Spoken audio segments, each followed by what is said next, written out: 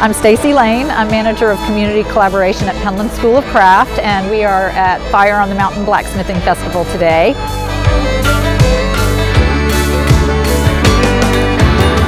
My name's Neely Andrews. I'm the executive director of Toe River Arts.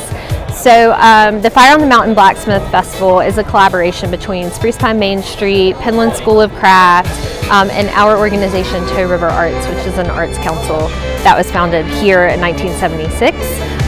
Penland really takes a lead role on organizing the workshops, the artist demonstrations, the competitions, and really bringing these blacksmiths to our community.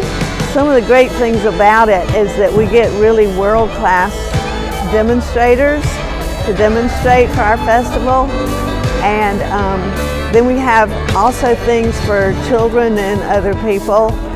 So it's a festival that anybody can come here and be entertained and have a good time, and also learn about the art and the craft of blacksmithing.